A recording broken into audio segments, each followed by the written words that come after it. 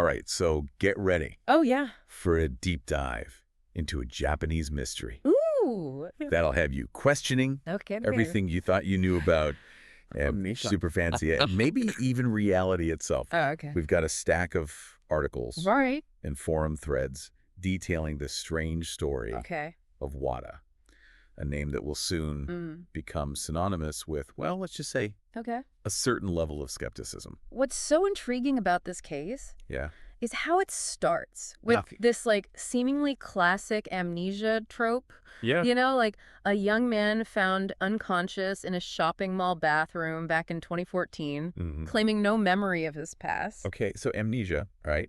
But from there, it takes like a series of twists and turns and quickly veers into the realm of, shall we say, the highly improbable. Okay, so picture this. Right. Wada wakes up in the hospital claiming he's 25 years old, with his only concrete memory being a vague recollection of someone saying happy 5th birthday. Interesting. He claims to have been held captive for 17 years. Wow. Only leaving the house for dental visits. And his only connection to the outside world. What's that? Television. Television. Oh, okay. Now, I'm no expert. Right. But even I know Yeah. that's a pretty selective memory. Yeah. For someone who's allegedly been isolated for almost 2 decades. Right. It almost feels like someone took a bunch of mystery tropes and threw them into a blender. Yeah, okay. Amnesias. Check. Mysterious captor with unclear motives. Check. The only source of information being television. Right. That's a new one, but sure, why not?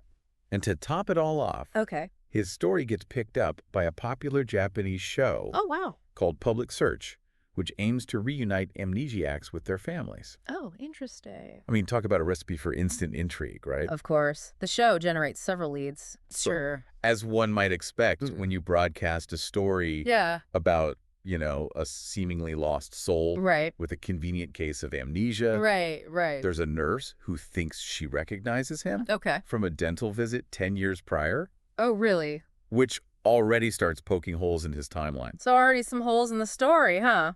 And then there's a convenience store owner who swears Wada worked for him. Oh, wow. Directly contradicting the whole captive narrative. Yeah. It's like, our amnesiac friend forgot to account for the power of good old-fashioned human memory. Human memory, right, yeah. And just when you think the story can't get any weirder, we get a bombshell comment online. What? Someone points out that Wada bears a striking resemblance to a boy who went missing 29 years ago. What? A boy named Matsuoka. Oh, wow, Cue the dramatic music. Right.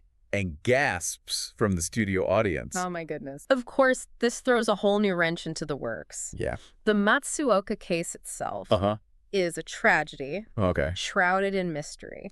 This 4-year-old boy vanished from his grandmother's house back in 1989 during a family trip for a funeral. Wow. And to make matters even more curious, the family received a phone call from someone claiming to be a classmate's parent. Oh, wow. Seemingly trying to lure them back home prematurely. Oh, so like a distraction. Yeah. A phone call that turned out to be completely bogus, I might add. I mean, what are the odds? Yeah. Mysterious disappearance? A misleading phone call? Right. And now, potentially, a long-lost amnesiac who just happens to look like the missing child. Yeah. It's almost too convenient, wouldn't you say? It certainly stretches the limits of believability. But hey, stranger things have happened, right? Right. The anticipation builds as everyone waits with bated breath for the DNA test results. Will Wada finally be reunited with his family after all these years? Spoiler alert. Oh. He's not. Oh, wow. The DNA test shows no match. Oh, no. Crushing the hopes of the Matsuoka family and leaving everyone scratching their heads. Right. It's like our collective narrative bubble just burst. Right. But don't worry, because the story doesn't end there. Oh. Remember how I said it gets even weirder? Yeah. Buckle up. Okay. So just when you think, the Wada saga couldn't get any more convoluted, an elderly man steps onto the scene claiming to be Wada's long-lost father. You can't make this stuff up. It's like something out of a daytime soap opera. And of course, As if on cue, DNA tests confirm a likely paternal link. So Wada accepts this outcome and conveniently disappears from public view with his newfound father, effectively closing the case for the police. I guess amnesia doesn't stop you from recognizing dear old dad. Right. Even after 17 years of supposed captivity. But the internet, as we know, never forgets. No, it doesn't. Online speculation goes into overdrive. Of course. How could Wada's dramatic tale of captivity possibly be reconciled with this sudden family reunion? Yeah. Was his memory, perhaps, a bit more selective than initially advertised? And this is where the internet sleuths, those digital detectives with the penchant for uncovering hidden truths, or at least alternative narratives, truly shine. Okay. It doesn't take long for them to unearth a fascinating piece of information. What's that? Wada. It turns out, might not be who he claimed to be. Remember the convenience store owner who thought he recognized Wada? Oh, yeah. From a previous encounter. Well, it turns out he was right. Internet sleuths managed to identify Wada as none other than Kitazawa, a notorious AKB-48 superfan. Interesting. Known for spending extravagant amounts of money on votes for his favorite idol.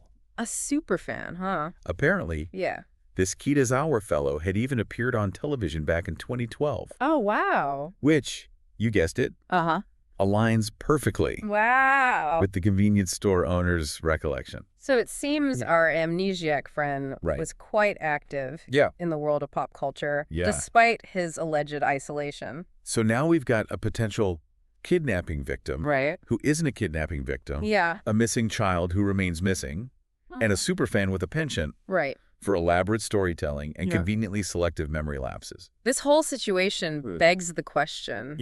Was Kitazawa intentionally or unintentionally?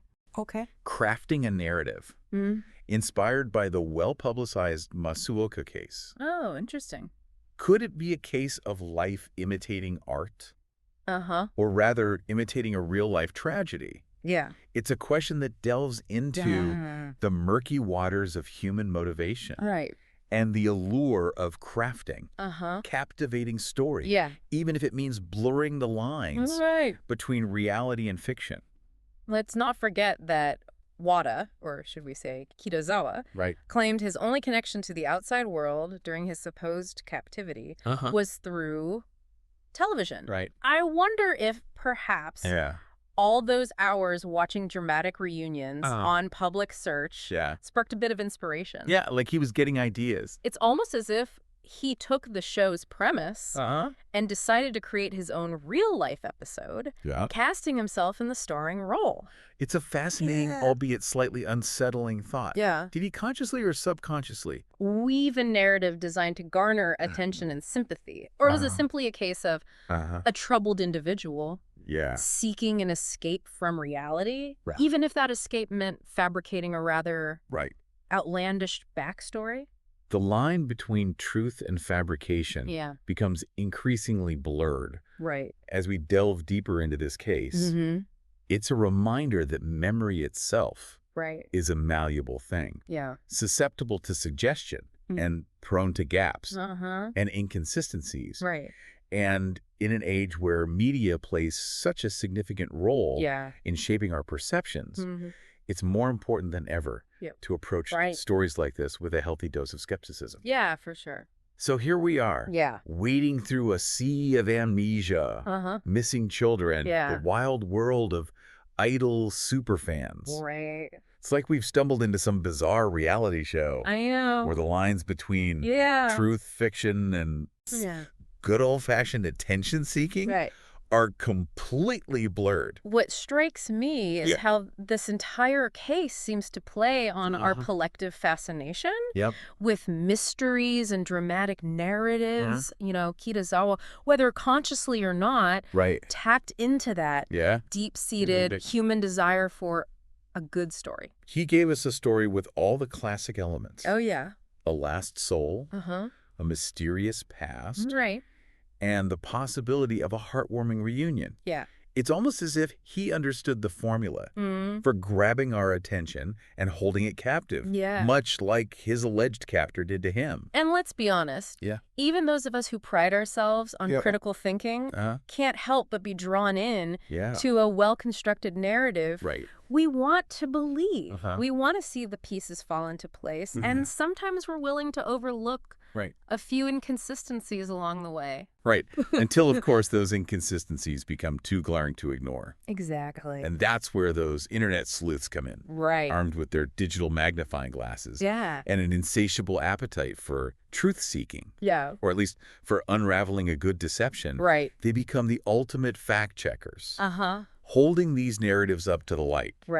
And exposing the cracks in the facade.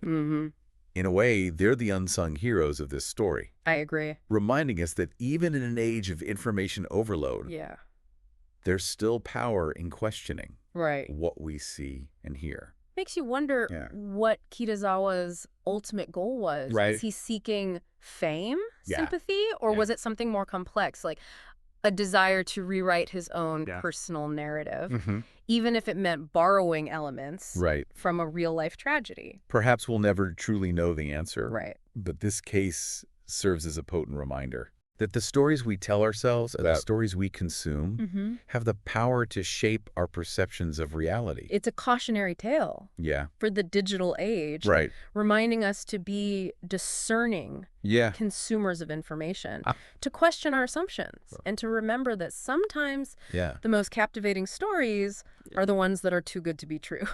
And sometimes the truth is far stranger and far more unsettling than anything we could have imagined. So what do you think? What do I think?